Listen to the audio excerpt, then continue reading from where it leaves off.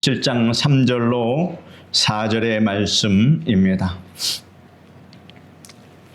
누가복음 17장 3절로 4절의 말씀을 제가 읽어드리겠습니다.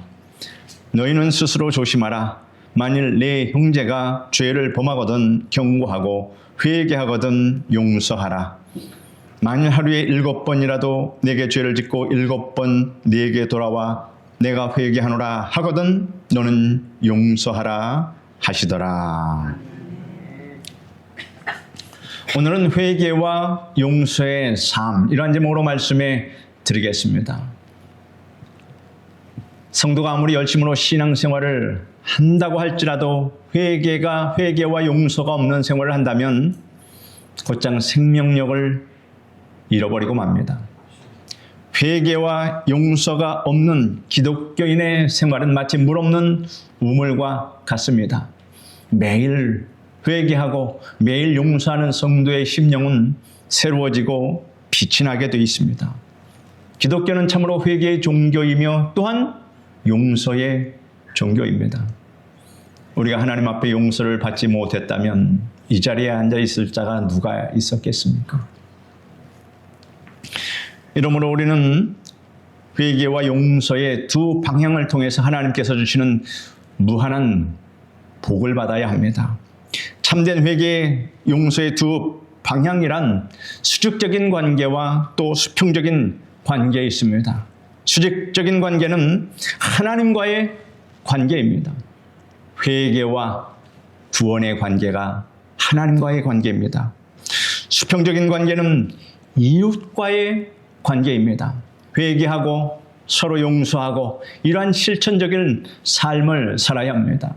그래서 우리는 참된 회개와 용서의 두 방향에서 다 행해야 한다 하는 것이 오늘 말씀입니다. 먼저 첫째로 우리는 하나님과의 관계에서 회개와 용서가 이루어지고 체험되어야만 합니다. 사람이 회개하지 않고는 결단코 구원에 이를 수 없습니다. 세례 요한이 광야에서 외친 설교의 주제가 무엇이었습니까? 바로 회개하라, 천국이 가까웠느니라 하였습니다.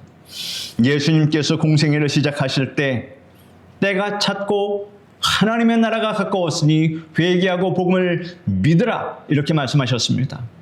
또한 예수님께서는 자신이 이 세상에 오신 목적에 대해서 말씀하셨는데 건강한 자에게는 의원이 쓸데없고 병든 자에게라야 쓸데있느니라. 내가 의인을 부르러 온 것이 아니요 죄인을 부르러 왔노라 라고 말씀하셨습니다. 예수님의 제자들이 마가의 다락방에서 오순절날 성령 충만을 받고 난 다음에 많은 무리에게 열렬하게 복음을 증거했습니다. 그럴 때 그 무리들이 감동을 받고 또 마음에 찔려서 형제들아 우리가 어찌할꼬 라고 이렇게 물었습니다. 그러자 베드로가 말합니다. 너희가 회개하여 각각 예수 그리스도의 이름으로 세례를 받고 죄 사함을 얻어라. 그리하면 성령을 선물로 받으리니 라고 증거했습니다.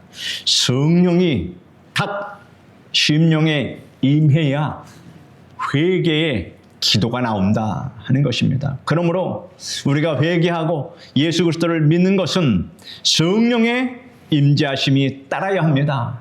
내가 결심하고 결단하고 회개하겠다, 교회 가겠다 이것이 내 결의에 의해서 내 의지에 의해서 되는 것이 아니라 성령께서 임하시면 그 마음을 갖게 된다 하는 것입니다.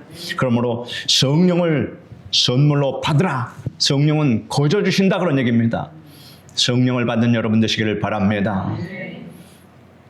이러므로 그리스도인의 삶에서 회개를 배제한다는 것은 결코 있을 수 없는 일입니다.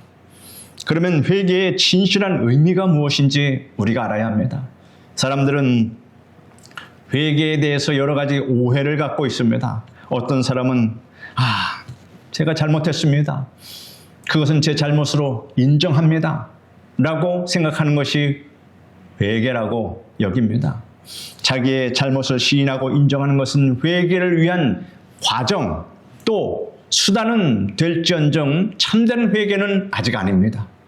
또 다른 사람은 자기 비판과 반성을 자기가 스스로 비판하고 자기의 한 행동을 반성하는 것을 회개라고 생각하고 있습니다. 이건 역시 수양에 필요한 계기는 될지언정 참된 회개라고는 할 수 없습니다. 그런가 하면 어떤 사람은 교회 오랫동안 다니면서 주일마다 자신을 반성하고 과오를 뉘우치기도 합니다.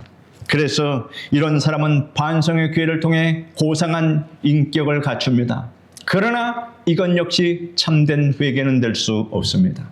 수많은 사람들이 회개를 이렇게 생각하기 때문에 회개하라고 하면 무작정 가슴을 치고 통곡을 하고 금식하며 괴로워하는 것입니다.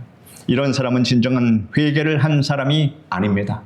진정한 회개는 성경이 가르치는 바에 의해서 하는 회개입니다. 헬라어로 회개는 메타노이아라고 하는데 그 뜻은 마음의 생각을 바꾼다, 뉘우친다. 중요한 것은 하나님께로 되돌아간다 하는 것입니다. 진정한 회개는 바로 하나님께로 되돌아가는 것을 회개라고 합니다. 하나님과 관련을 맺지 않는 사람은 아무리 가슴을 치며 반성을 해도 참으로 회개했다고 볼 수 없습니다. 그냥 뉘우친 겁니다. 이러므로 참된 회개란 빗나간 삶에서 돌이켜서 하나님께로 나아가는 것이 회개입니다. 그러면 진실한 회개를 이루는 삶은 어떤 것일까요?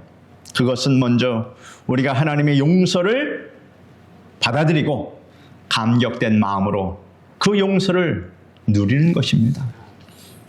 회개는 하나님의 용서를 받아들이는 것이다 라고 하는 것을 기억해야 합니다.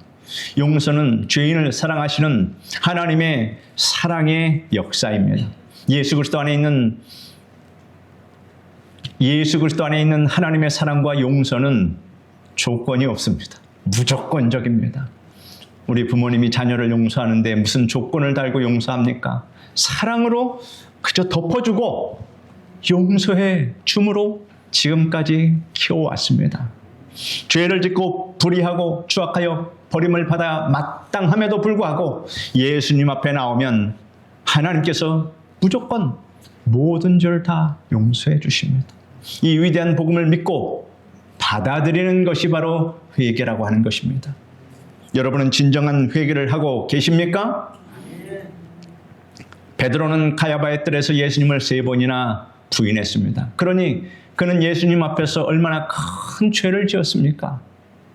그렇게 믿고 신뢰했던 제1제자가 예수님을 저주하면서 3번이나 부인했으니 이런 대역죄인이 어디 있겠습니까? 그러나 예수님께서 부활하셨을 때 무덤에 찾아온 세 여인에게 특별히 이 베드로의 이름을 언급하시면서 그에게 부활의 소식을 알리라고 말했습니다. 예수님은 자기를 배반한 그 베드로를 미워한 것이 아니라 베드로를 사랑하고 그에게 특별한 애정을 표시한 겁니다. 그 후 베드로가 다른 제자들과 함께 갈릴리 바다에서 고기를 잡으러 갔습니다. 밤새도록 그물을 던졌으나 고기 한 마리도 잡지 못했습니다. 새벽녘에 3번가에서 예수님께서 말씀하십니다. 너희에게 고기가 있느냐라고 물으셨습니다. 제자들은 예수님이신 줄을 몰랐습니다. 그들이 없습니다 라고 대답하자 주님께서 그물을 배 오른편에 던지라 라고 말씀하셨습니다. 그래서 그물을 배 오른편에 던졌더니 고기가 그물이 찢어질 정도로 많이 잡혔습니다. 요한은 즉시 말씀하시는 분이 예수님이심을 알아차리고 주님이시라 라고 하자 베드로가 성격이 급합니다.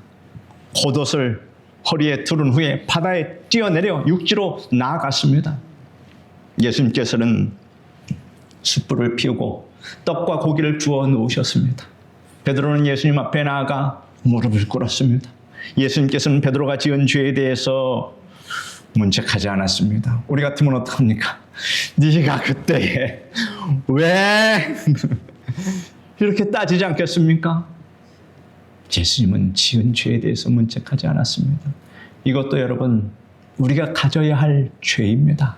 문책하지 않아도 자기가 무슨 죄를 지었는지 스스로가 알고 있다 하는 것입니다. 예수님께서는 오히려 어떻게 하셨습니까? 요한의 아들 시몬아, 내가 이 사람들보다 나를 더 사랑하느냐? 이렇게 부드럽게 물으셨습니다. 참으로 우리가 본받아야 할 인격 아닙니까? 부드럽게 네가 나를 더 사랑하느냐? 라고 부드럽게 물었다는 것입니다. 베드로가 죄인된 심정으로 주여 그러하외다. 내가 주를 사랑하는 줄 주께서 아시나이다. 개미 소리처럼 자신감 없이 그래도 말을 합니다. 이같이 대답하자 예수님께서는 내 어린 양을 먹이라 라고 또 부드럽게 말씀하셨습니다. 내 어린 양을 먹이라. 이 말씀 속에서는 나는 너를 다 용서하고 있다 라는 의미가 충분히 내포되어 있습니다. 예수님께서 베드로를 용서하지 않고서야 어떻게 핏값으로 사신 양떼를, 그 귀한 양떼를 베드로에게 맡기실 수가 있겠습니까? 베드로는 예수님의 용서를 전적으로 받아들인 겁니다. 그리고 예수님께서 나를 따르라고 하셨을 때 즉시 예수님을 뒤따라갔습니다. 그리고 결국은 예수님을 위하여 십자가에 거꾸로 못 박혀 복음을 위해서 순교를 당하는 그러한 위대한 사도가 되었습니다. 이러므로 우리는 기독교 신앙에서 기타 다른 철학이나 종교에서 하는 그런 회개를 구별해야 한다 하는 것입니다. 그래서 성경에 근거한 회개가 참으로 진짜 회개다 하는 것을 우리가 또한 깨달아 알아야 합니다. 예수님께서 비유로 말씀하신 탕자 이야기에서도 용서에 대한 정의가 잘 나타나 있습니다. 한 사람에게 두 아들이 있었습니다. 둘째 아들이 아버지에게 와서 아버지 내게 돌아올 분깃을 내게 주소서 하고 매일같이 간청하니 아버지가 견딜 수가 없었습니다. 아버지는 마음이 슬프고 괴로웠지만 아들에게 재산을 나눠주고 말았습니다. 그 아들은 재산을 받아서 먼 나라로 가서 허랑방탕한 생활로 금방 가진 돈을 다 써버렸습니다. 그런데 그 나라에 크게 흉년이 들었고 또 사람의 인심이 아주 흉흉합니다. 돈이 떨어진 그는 돼지찜을 했지만 흉년이라 먹을 것이 없어서 돼지가 먹는 쥐염 열매라도 먹어서 배를 채우려고 했지만 그마저도 허락되지 않았습니다. 몸은 쇠약해지고 고달프기가 한이 없습니다. 부모님 품 떠나 집을 떠나 살면 고달픈 것이 인생입니다. 그때 그는 이제 고향을 생각하고 아버지의 집을 생각했습니다. 아버지의 집에는 먹을 것이 풍족해서 종들도 배부르게 먹고 있는데 내가 여기서 이 고생을 할 것이 아니라 우리 아버지 집으로 돌아가자. 이 마음이 든 겁니다. 그래서 그는 마음의 결단을 내리고 아버지 집으로 향해 걸어갔습니다. 한편 아들이 떠나간 뒤 아버지는 매일 동구 밖에 나가서 행여나 내 아들이 돌아오나 하고 기다렸습니다. 이것이 부모 마음입니다. 이것이 하나님의 마음입니다. 어느 날 누가 해가 지는 동구 밖에서 누더기 옷을 입고 터벅터벅 힘없이 걸어오는 그림자가 보였습니다. 그러나 아버지는 그가 단박에 둘째 아들을 먼 데서부터 알아보고 아들을 향하여 달려가서 얼싸 안습니다. 아들이 아버지에게 말합니다. 아버지여, 내가 하늘과 아버지께 죄를 지었사오니 이제 아버지의 아들이라 일컬음을 감당하지 못하겠사오니 그저 나를 저 종들 품꾼의 하나로 나를 취급해 주십시오. 이렇게 말합니다. 그런데 아버지는 대꾸도 안 하십니다. 아버지는 하인들을 불러 말합니다. 얘들아, 내 아들에게 제일 좋은 옷을 입히고 손에 가락지를 끼우고 발에 새신을 신기라. 그리고 살진 송아지를 잡아라. 우리가 먹고 즐기자. 이 아들은 죽었다가 다시 살았으며 잃었다가 다시 얻었노라. 어떻게 했습니까? 책망하지 않았습니다. 내가 뭐라고 했냐? 그 돈 다 어떻게 했느냐? 이러지 않았다는 걸. 우리가 하나님의 이러한 품성, 예수님의 이러한 품성을 하나님은 우리에게도 요구하고 계신다. 책망보다는 사랑으로, 사랑은 그래서 모든 허물을 덮는다 하신 말씀. 그러므로 사랑보다 위대한 것은 세상에 없는 줄 우리는 알아야 합니다. 그때 아들이 이렇게 말했습니다. 그때 아들이 아버지에게 어떻게 말했습니까? 아버지, 저는 자격이 없습니다.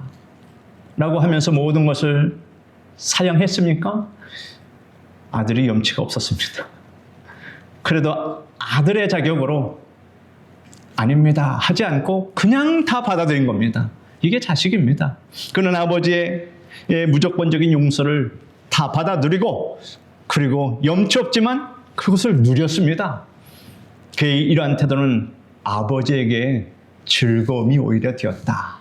아버지가 이런 염치 없는 놈 하면서 책망하지 않고 그렇게 아버지 품에서 용서를 받아들이고 아버지의 가지고 있는 것을 누리며 사는 것을 오히려 기뻐하셨다. 그 말씀을 우리는 생각해야 합니다.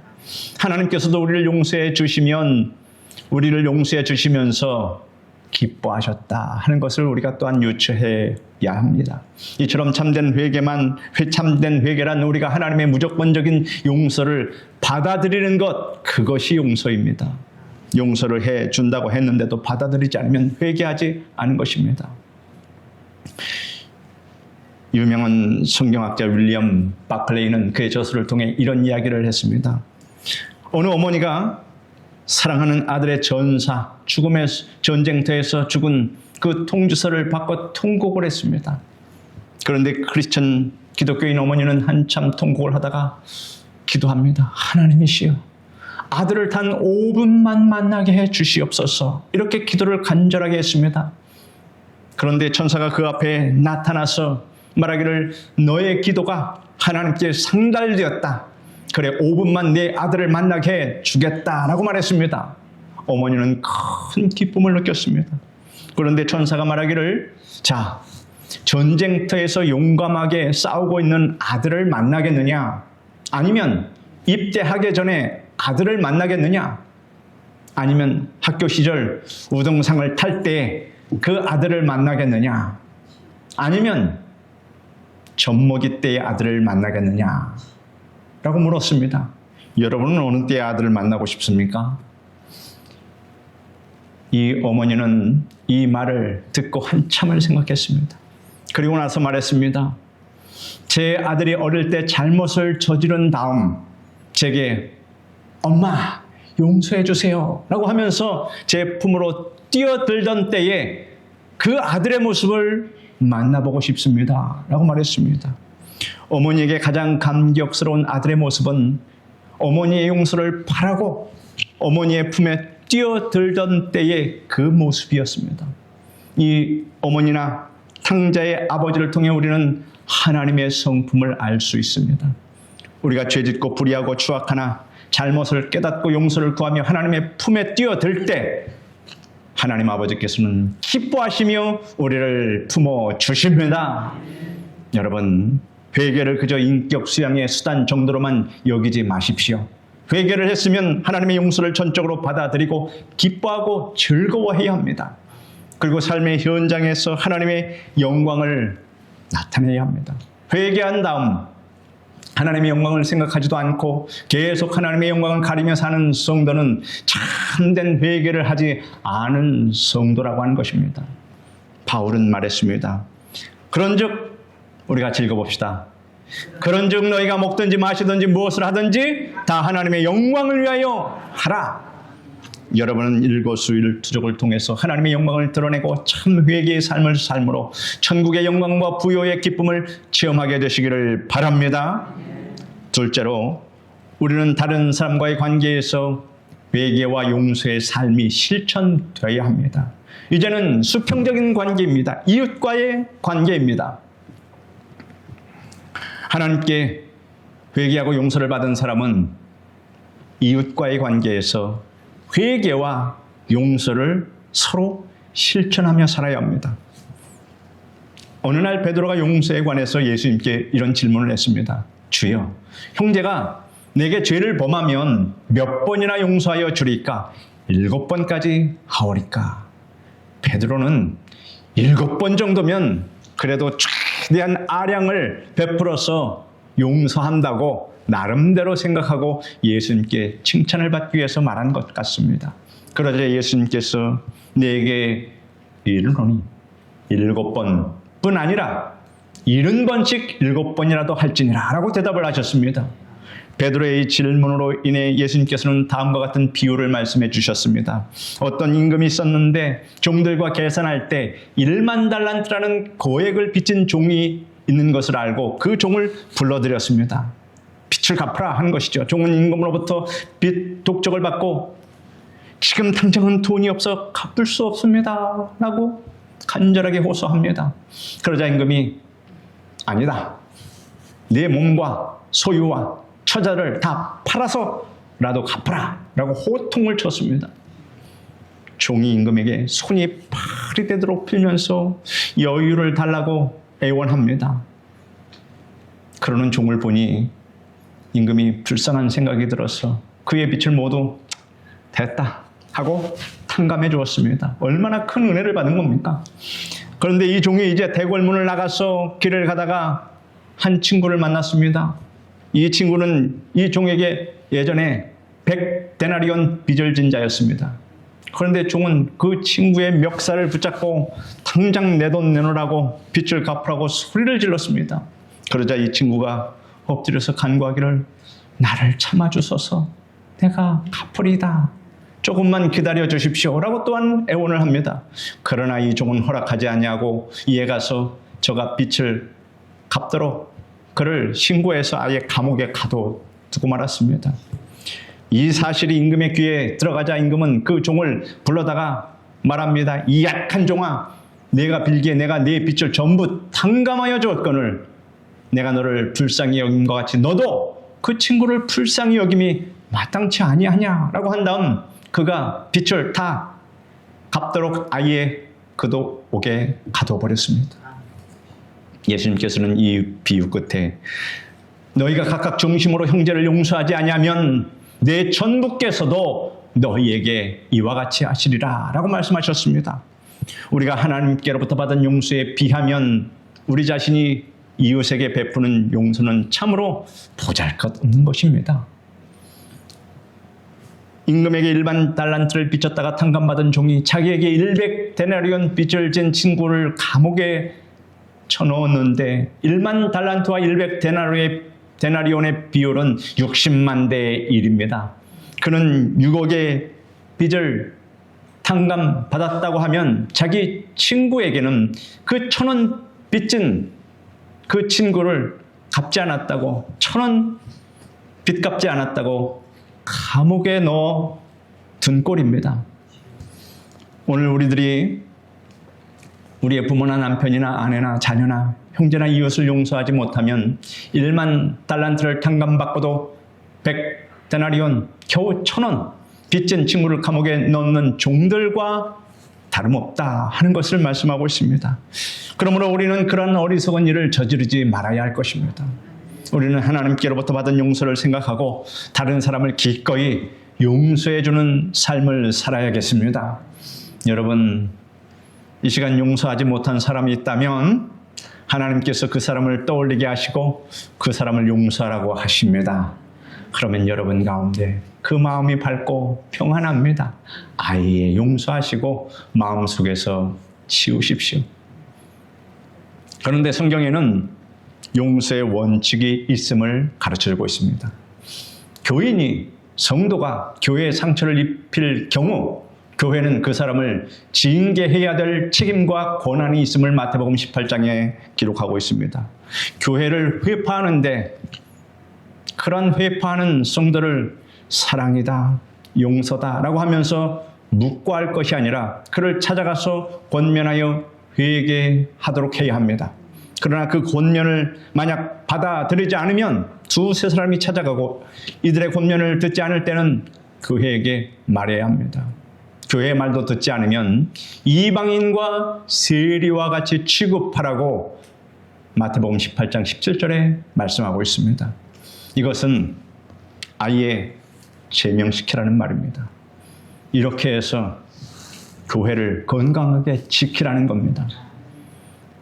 그 다음 개인적으로 피해를 입은 경우 우리는 본문의 말씀을 따라야 합니다. 너희는 스스로 조심하라. 만일 네 형제가 죄를 범하거든 경계하고 회개하거든 용서하라. 만일 하루 7번이라도 내게 죄를 얻고 7번 내게 돌아와 내가 회개하노라 하거든 너는 용서하라. 이 말씀을 따라야 합니다. 우리는 이 말씀에서 3가지 단계가 있음을 알 수 있습니다. 첫째는 형제가 죄를 범하거든 경계하는 단계입니다. 성경은 분명히 형제가 죄를 범하거든 눈 감아주라고 하지 않고 경계하라고 했습니다. 우리는 형제가 피해를 주었다고 해서 그에게 원수 갚겠다고는 또한 해서는 안 됩니다. 성경은 이렇게 말씀합니다. 내 사랑하는 자들아 너희가 친히 원수 갚지 말고 진노하심에 맡기라. 기록되었을 때 원수 갚는 것이 내게 있으니 내가 갚으리라. 그 주께서 말씀하시니라 라고 말씀하셨습니다. 그러므로 우리는 원수 갚는 것을 하나님께 맡기고 범죄한 형제에게 권면하여 돌이키게 해야 하는 것입니다.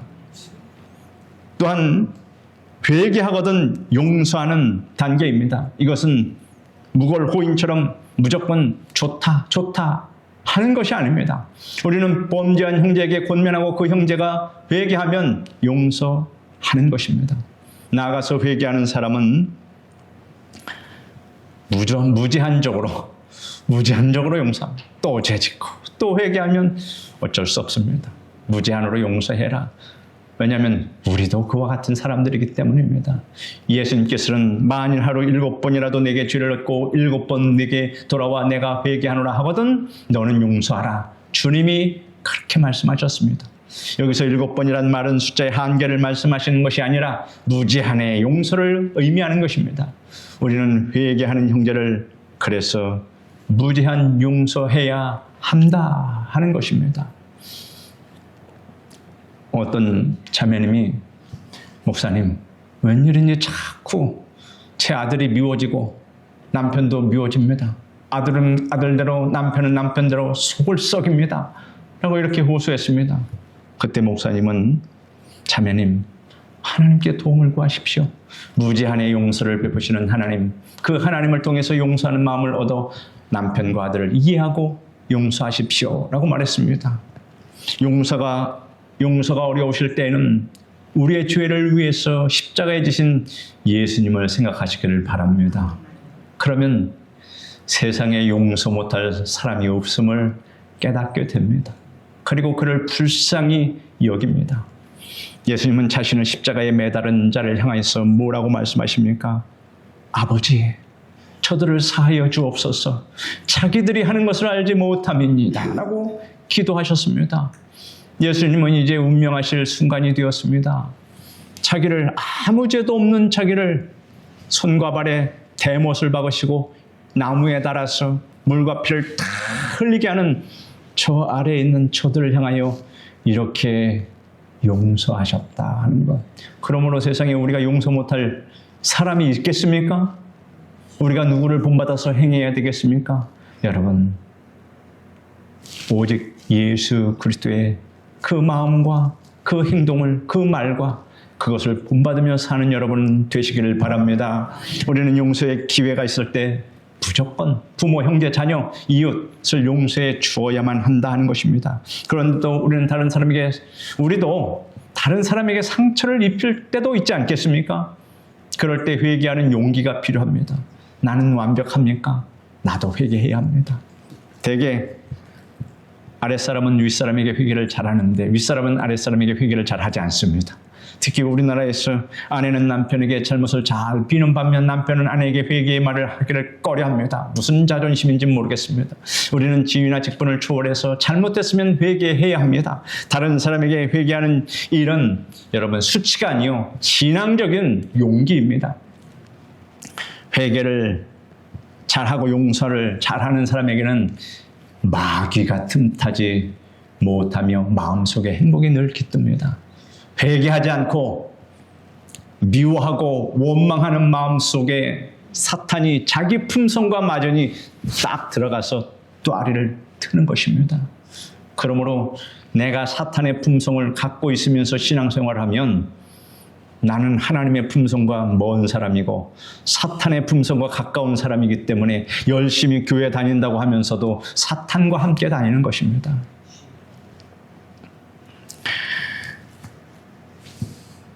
회개와 용서는 우리의 삶 속에 천국의 황홀과 기쁨과 영광과 은혜를 부어 주십니다. 행복한 삶의 기반은 회개하는 생활과 용서하고 용서받는 생활입니다. 하나님 앞에 회개하지 않는 기독교인은 진정한 의미에서 기독교인이 아닙니다. 겉으로 보기에 교인처럼 보이고 인품이 고상할지라도 진정한 교인은 아닙니다.